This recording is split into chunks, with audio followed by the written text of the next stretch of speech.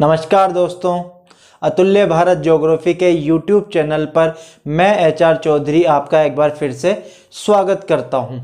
पिछली कक्षा में हमने भूकंप एवं भूकंपीय तरंगों की विशेषताओं के बारे में चर्चा की थी और हमने पढ़ा था कि भूकंपीय तरंगें तीन प्रकार की होती है, P तरंगें, S तरंगें तथा L तरंगें एवं उनकी विशेषताओं के बारे में चर्चा की थी। आज का जो हमारा टॉपिक है वह है पृथ्वी की आंतरिक संरचना।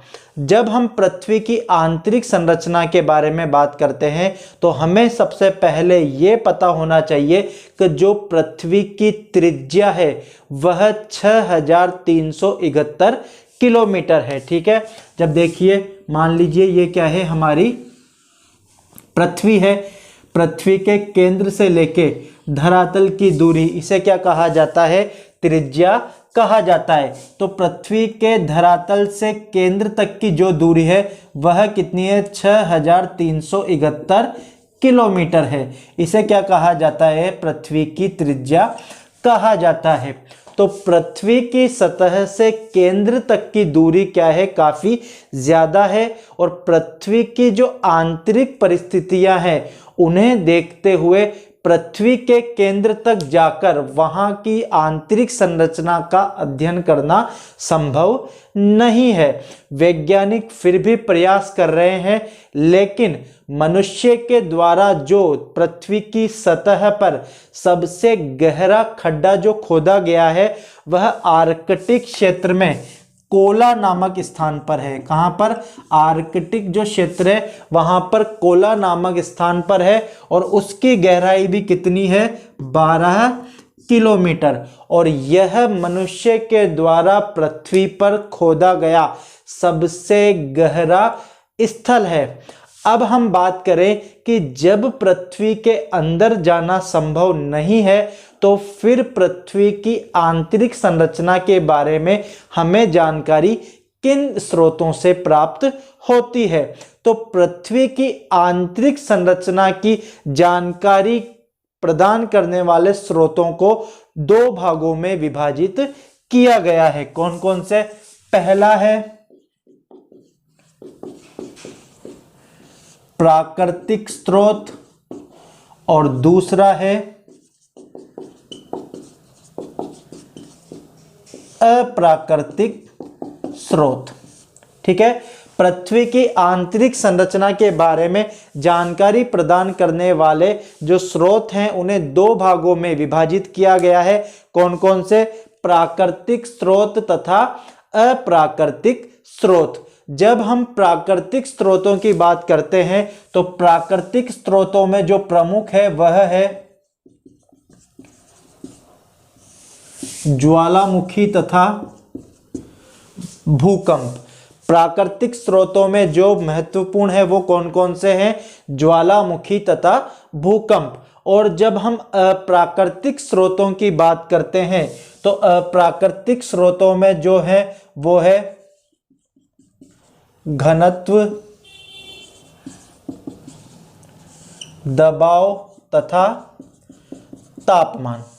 ठीक है, तो अप्राकृतिक स्रोत तो कौन कौन से हैं? दबाव, घनत्व तथा तापमान। और प्राकृतिक स्रोत कौन कौन से हैं? ज्वालामुखी तथा भूकंप। सबसे पहले हम बात करते हैं अप्राकृतिक स्रोतों की। अप्राकृतिक स्रोतों में जो सबसे प्रथम आता है वो आता है घनत्व। जब हम घनत्व की बात करते हैं तो देखिए, घनत्व को इंग्लिश में कहा जाता है डेंसिटी। किस प्रकार से घनत्व के द्वारा पृथ्वी की आंतरिक संरचना का पता चलता है? तो जो पृथ्वी की ऊपरी सतह है इसका निर्माण अवसादी चट्टानों से हुआ है। कौन सी चट्टानों से हुआ है? अवसादी चट्टानों के द्वारा इसका निर्माण हुआ है। और जो पृथ्वी की ऊपरी सतह है उसका जो घनत्व है वह है 2.7 ग्राम प्रति सेंटीमीटर क्यूब। ठीक है, पृथ्वी की ऊपरी सतह का घनत्व कितना है? 2.7 ग्राम प्रति सेंटीमीटर क्यूब। यह क्या है? मात्रक है। ठीक है, घनत्व का मात्रक क्या है? ग्राम प्रति सेंटीमीटर क्यूब। तो पृथ्वी की ऊपरी सतह का निर्माण अवसादी चट्टानों से हुआ है। अवसादी चट्टानें क्या होती है?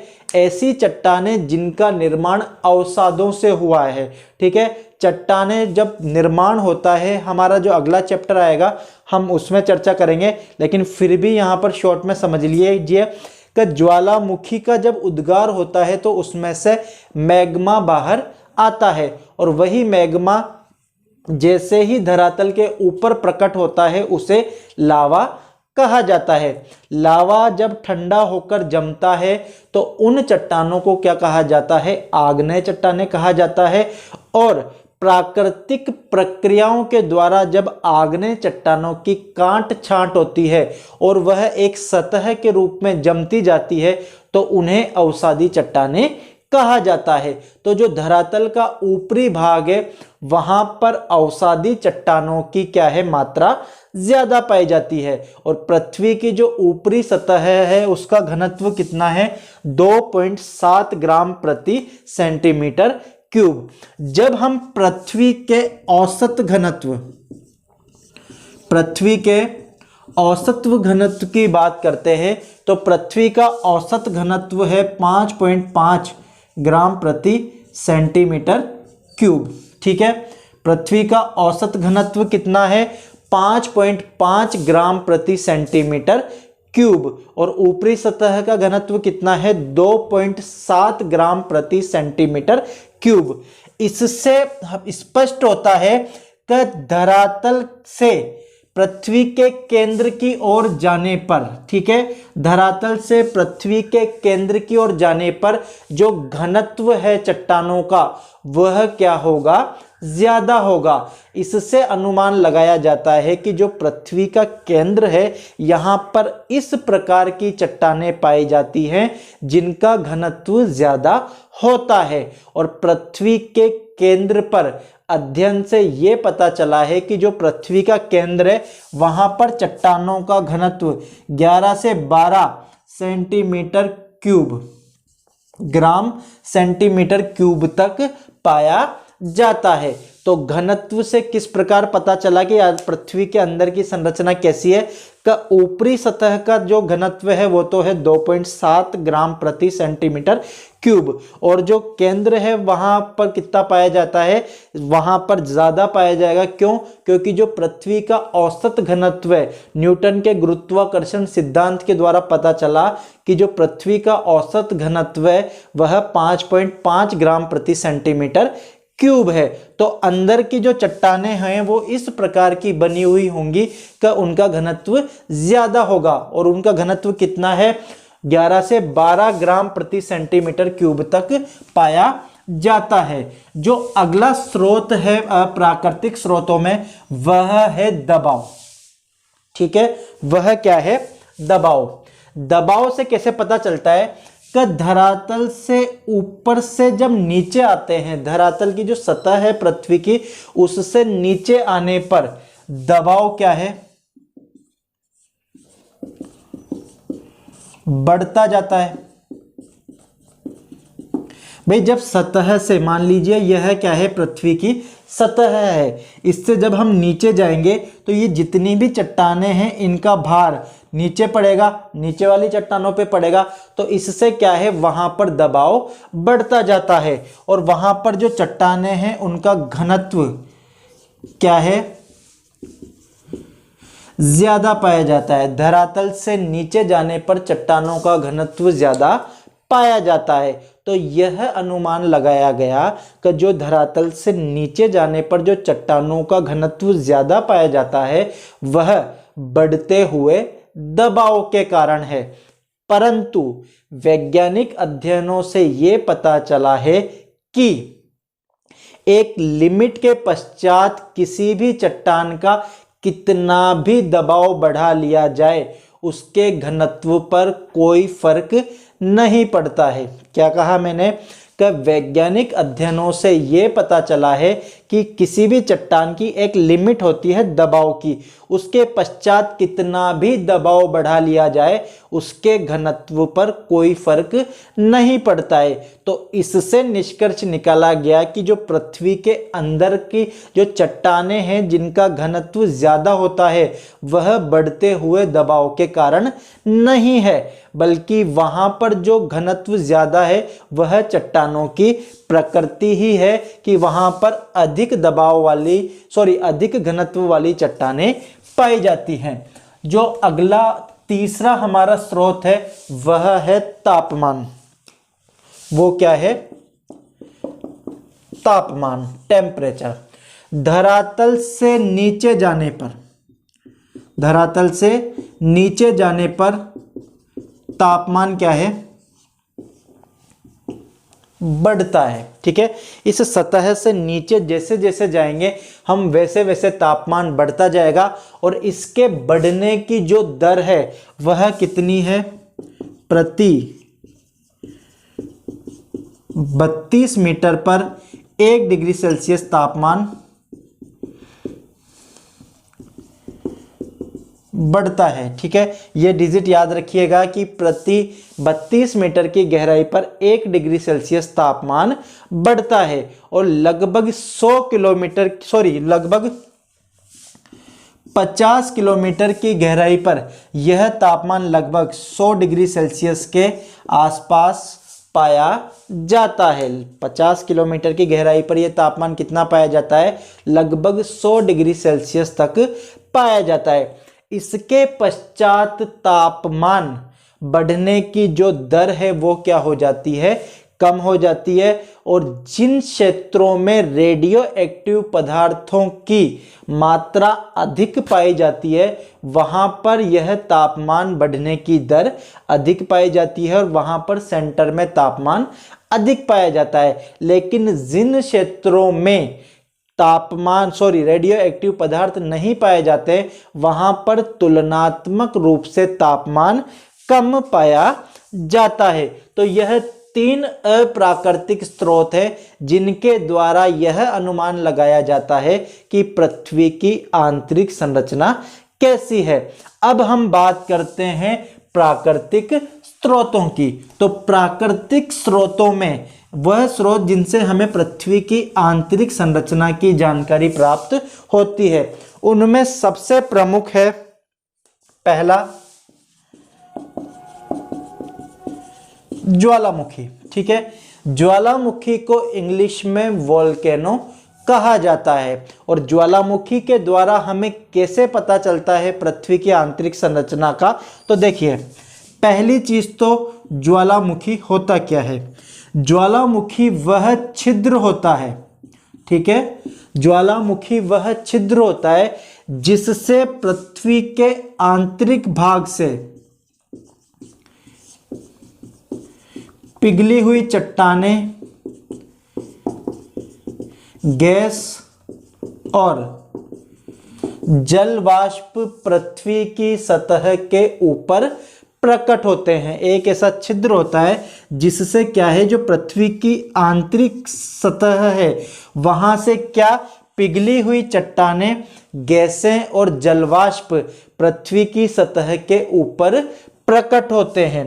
जब तक यह पिघली हुई चट्टानें धरातल के नीचे होती है, ठीक है, मान लीजिए ये पृथ्वी की क्या है, सतह है या फिर धरातल है, तो जब तक यह चट्टानें पृथ्वी की सतह के नीचे रहती है तब तक इन्हें मैग्मा कहा जाता है। और जैसे ही यह धरातल के ऊपर प्रकट हो जाती है इन्हें क्या कहा जाता है? लावा कहा जाता है। अब देखिए कि जो ज्वालामुखी है इससे क्या होता है, उद्गार होता है और पिघली हुई चट्टानें, लावा पृथ्वी के बाहर आते हैं। तो इससे क्या अनुमान लगाया गया कि जो पृथ्वी की सतह के नीचे वाला भाग है वो किस अवस्था में है? पिघली हुई अवस्था में है। पृथ्वी की सतह का जो नीचे वाला भाग है वो किस अवस्था में है? पिघली हुई अवस्था में है। तो ज्वालामुखियों से हमने क्या अनुमान लगाया कि पृथ्वी के जो अंदर का भाग है वो क्या है? पिघली हुई अवस्था में पाया जाता है या फिर द्रव अवस्था में है। अब हम बात करते हैं भूकंपीय तरंगों की। कि भूकंपीय तरंगों के द्वारा किस प्रकार पता चलता है कि पृथ्वी की आंतरिक संरचना कैसी है? देखिए, हमने पढ़ा कि भूकंपीय तरंगें 3 प्रकार की होती हैं। कितने प्रकार की होती है? 3 प्रकार की होती है। कौन कौन सी? पी का मतलब प्राथमिक तरंगें, एस का मतलब द्वितीयक या सेकेंडरी वेव्स, और एल का मतलब लॉन्ग वेव्स या दीर्घ तरंगें। जो प्राथमिक तरंगें होती है वह तीनों माध्यम कौन कौन से? ठोस, द्रव और गैस, इनसे होकर गुजर सकती है। हमने यही पढ़ा था कि जो पी तरंगें होती है वह ठोस, द्रव और गैस तीनों माध्यमों से होकर गुजर सकती है। यह जो द्वितीयक तरंगें हैं यह द्रव माध्यम से होकर नहीं गुजर सकती है। यह जो तरंगें हैं, कौन सी? द्वितीयक तरंगें, यह द्रव माध्यम से होकर नहीं गुजर सकती है। और जो एल तरंगें हैं वो भी तीनों माध्यमों से होकर गुजर सकती है। अब इन भूकंपीय तरंगों के द्वारा पृथ्वी की आंतरिक संरचना का पता कैसे चलता है? तो देखिए, मान लीजिए कोई स्थान है जहां पर कृत्रिम रूप से भूकंपीय तरंगें उत्पन्न करके इन्हें पृथ्वी के अंदर भेजा जाता है।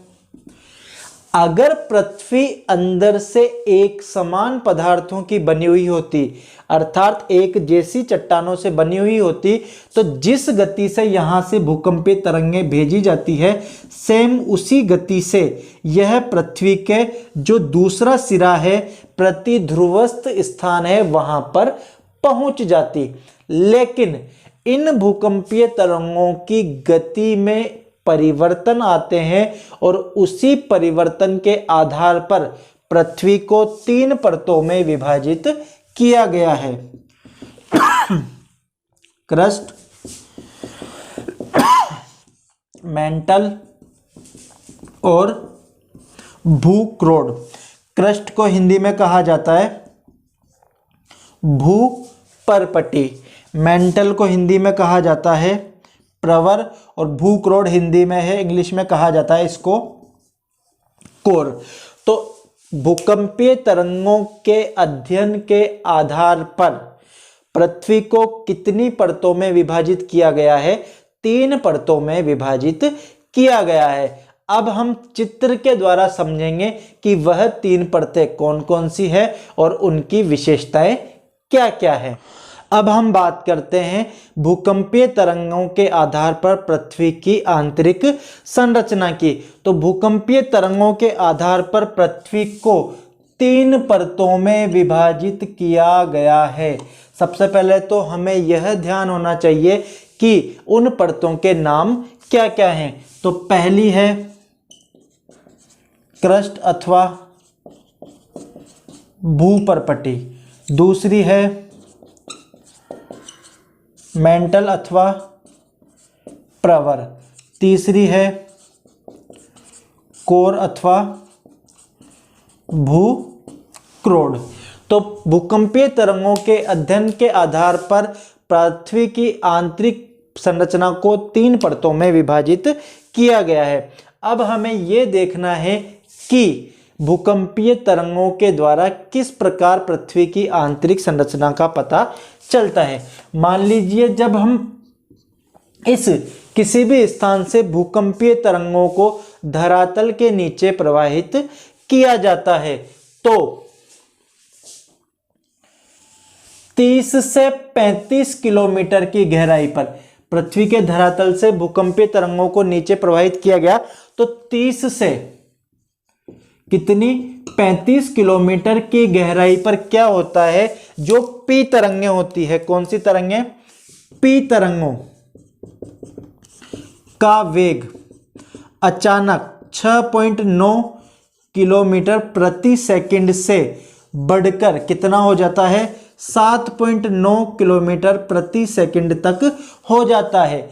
एकदम से ही क्या होता है, भूकंपीय तरंगों में जो पी तरंगे हैं उनके वेग में क्या आ जाता है, परिवर्तन आ जाता है। कितनी गहराई पर आता है, 30 से 35 किलोमीटर की गहराई पर यह परिवर्तन आता है। तो इस 30 से 35 किलोमीटर की गहराई वाले भाग को कहा जाता है मोह असंबद्धता। इंग्लिश में कहा जाता है मोह डिसकंटिन्यूटी। यहां पर क्या होता है, एकदम से भूकंपीय तरंगों की गति में परिवर्तन आ जाता है। तो इस मोह असंबद्धता जो 30 से 35 किलोमीटर की गहराई वाला भाग है, इससे ऊपर वाली जो भाग है इसे कहा जाता है क्रस्ट। इसे क्या कहा जाता है, क्रस्ट अथवा भूपर्पटी कहा जाता है। और यह भूपर्पटी पृथ्वी की सबसे ऊपरी परत है। अगर हम बात करें क्रस्ट की विशेषताओं की तो आप ध्यान दीजिए, पहली चीज, क्रस्ट पृथ्वी की सबसे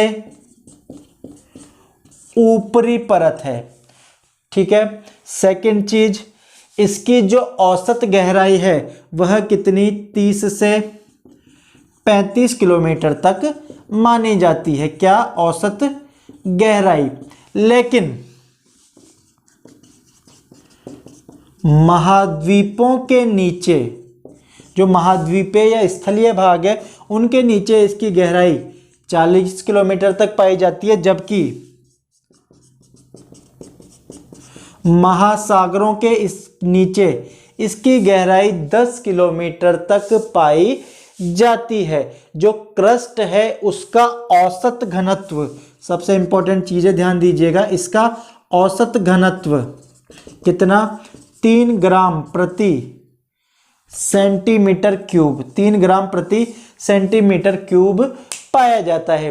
क्रस्ट का निर्माण अवसादी चट्टानों से हुआ है और इसका जो औसत घनत्व है वो कितना पाया जाता है, 3 ग्राम प्रति सेंटीमीटर क्यूब तक पाया जाता है। तो पृथ्वी की सबसे ऊपरी परत कौन सी हो गई, क्रस्ट।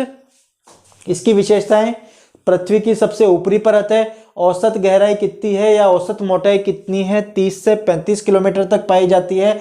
महाद्वीपों के नीचे इसकी गहराई 40 किलोमीटर और महासागरों के नीचे इसकी गहराई 10 किलोमीटर तक पाई जाती है। इसका औसत घनत्व कितना है, 3 ग्राम प्रति सेंटीमीटर क्यूब पाया जाता है। जैसे ही भूकंपीय तरंगें क्या हुआ, 30 से 35 किलोमीटर की गहराई पे पहुंची तो पी तरंगों का वेग 6.9 किलोमीटर प्रति सेकंड से बढ़कर 7.9 किलोमीटर प्रति सेकंड तक हो जाता है और इसे क्या कहा जाता है, मोह असंबद्धता कहा जाता है। इस मोह असंबद्धता के जो नीचे वाली परत है इसे कहा जाता है प्रवर अथवा मेंटल, ठीक है, प्रवर अथवा मेंटल। तो यह प्रवर अथवा मेंटल क्या है, पृथ्वी की दूसरी परत, ठीक है। कितनी परतों में बांटा पृथ्वी को, 3 परतों में विभाजित किया गया। तो पृथ्वी की दूसरी परत कौन सी है, मेंटल है। और मेंटल को क्रस्ट से कौन पृथक करता है, कई परीक्षाओं में पूछा गया प्रश्न है, मेंटल को क्रस्ट से कौन पृथक कर रहा है, तो मोह असंबद्धता पृथक कर रहा है। इस असंतत के बारे में सबसे पहले मोहरोविकिक नामक एक भूगोलवेत्ता ने पता लगाया था, तो उन्हीं के नाम पर इसे मोह असंबद्धता या मोहरोविकिक असंबद्धता या मोह डिसकंटिन्यूटी कहा जाता है। अब हम बात करें प्रवर की, तो प्रवर अथवा मेंटल का विस्तार इस 35 किलोमीटर से लेके 2900 किलोमीटर की गहराई तक पाया जाता है। कहां से लेके कहां तक, तो पहली चीज देखिए मेंटल, मेंटल का विस्तार कहां से, मोह असंबद्धता से कहां तक, 2900 किलोमीटर की गहराई तक पाया जाता है। सेकंड चीज देखिएगा कि मेंटल जो है यहां पर पृथ्वी के कुल आयतन का, पृथ्वी के कुल आयतन का लगभग 83% भाग और कुल द्रव्यमान का लगभग 38% भाग विद्यमान रहता है। इस मेंटल परत में पृथ्वी के कुल आयतन का तो 83% और किसके द्रव्यमान का लगभग 68% भाग विद्यमान रहता है। अब जैसे ही भूकंपीय तरंगें नीचे की ओर आती जाती हैं तो 100 से 200 किलोमीटर की गहराई पर, कितनी, 100 से 200 किलोमीटर की गहराई पे क्या होता है कि भूकंपीय तरंगों का वेग अचानक क्या हो जाता है, सामान्य से कम हो जाता है। हमें ये पता होना चाहिए कि जो भूकंपीय तरंगें हैं उनका वेग अथवा गति सर्वाधिक ठोस माध्यम में होती है, उससे कम द्रव माध्यम में होती है और उससे कम गैसीय माध्यम में होती है। तो यहाँ पर जो वेग कम होता है उसका कारण क्या है कि 100 से 200 किलोमीटर की गहराई पर जो चट्टानें हैं वह तुलनात्मक रूप से किस अवस्था में पाई जाती है, पिघली हुई अवस्था में पाई जाती है। तो इस 100 से 200 किलोमीटर के क्षेत्र को क्या कहा जाता है, दुर्बलता मंडल, अथवा कहा जाता है इसे प्लास्टिक मंडल,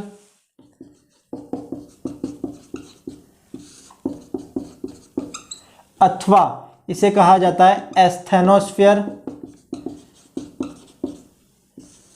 अथवा इंग्लिश में इसे कहा जाता है जोन ऑफ लो वेलोसिटी। और इसकी गहराई कितनी है, 100 से 200 किलोमीटर के मध्य है। यहाँ पर चट्टानें द्रव के रूप में नहीं पाई जाती है, ये चीज ध्यान दीजिएगा कि यहाँ पे जो चट्टानें हैं वो द्रव नहीं बल्कि जो ठोस चट्टानें होती हैं उनकी तुलना में थोड़ी पिघली हुई अवस्था में पाई जाती हैं। अब जैसे ही भूकंपीय तरंगें इस 2900 किलोमीटर की गहराई पर पहुंचती है तो जो एस तरंगें होती है, कौन सी तरंगें, जो एस तरंगें होती है वह यहां से टकराकर साइड में घूम जाती है और इसके अंदर नहीं जा पाती है। 2900 किलोमीटर की गहराई पर एस तरंगें लुप्त हो जाती हैं। 2900 किलोमीटर की गहराई से नीचे एस तरंगें नहीं जा पाती है।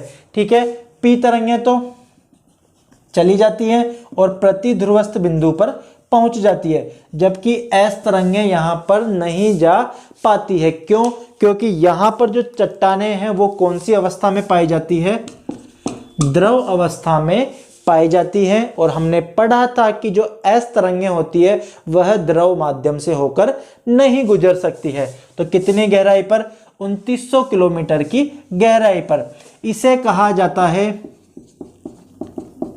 गुटनबर्ग विशर्ट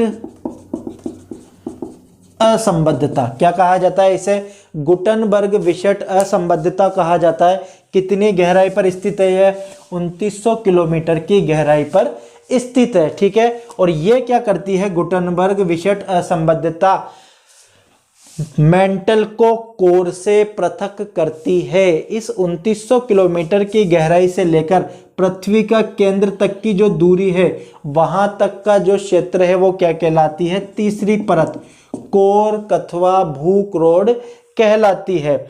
अब यहाँ पे ध्यान दीजिएगा कि जो ये एस तरंगें हैं वो साइड में विक्षेपित हो जाती है और जो अंतिम जो तरंग है वो प्रकट होती है 105 डिग्री पर प्रकट होती हैं। अगर आपने मैथ्स पढ़ी है तो आपको पता है कि ये जो एंगल है यह कितना होता है, 90 डिग्री, और इससे थोड़ा सा लास्ट में इधर कितना आ जाएगा, 105 डिग्री। तो वह 105 डिग्री यहाँ पर लास्ट लिमिट है जहाँ पर भूकंपीय तरंगें प्रकट होती है। और जो पी तरंगें हैं उनका क्या हो जाता है, वो तो इसको पार करके पृथ्वी के प्रति ध्रुवस्थ बिंदु पर पहुंच जाती है और इधर की तरफ जो एंगल है वो होता है 145 डिग्री। अब क्या देखना है हमें कि ये जो 105 डिग्री से लेकर 145 डिग्री के मध्य का क्षेत्र है, यहाँ पर भूकंपीय तरंगों का क्या पाया जाता है, अभाव पाया जाता है। और इसे भूकंप छाया क्षेत्र कहा जाता है। क्या कहा जाता है? भूकंप छाया क्षेत्र कहा जाता है। किसे कहा जाता है? 105 डिग्री से लेकर 145 डिग्री के मध्य के क्षेत्र को भूकंप छाया क्षेत्र कहा जाता है। अब हम बात कर रहे हैं पृथ्वी की तीसरी और सबसे आंतरिक परत की, तो वो कौन सी है? कोर। पृथ्वी के केंद्र पर जो चट्टानें होती हैं उनका घनत्व लगभग 13.6 ग्राम प्रति सेंटीमीटर क्यूब तक पाया जाता है। कितना पाया जाता है? 13.6 ग्राम प्रति सेंटीमीटर क्यूब तक पाया जाता है। तो इस प्रकार से भूकंपीय तरंगों के अध्ययन के द्वारा हमने पृथ्वी की परतों को कितने भागों में विभाजित किया? 3 परतों में विभाजित किया। भूक्रोड या परक्रस्ट सबसे ऊपरी, प्रवर अथवा मेंटल मध्य वाली, और सबसे आंतरिक परत कौन सी है? कोर है। मोह असंबद्धता क्रस्ट को मेंटल से पृथक करती है और गुटनबर्ग विषट असंबद्धता मेंटल को कोर से पृथक करती है। अगली कक्षा में किसी नए टॉपिक के साथ आपके समक्ष फिर से प्रस्तुत होंगे। तब तक के लिए धन्यवाद।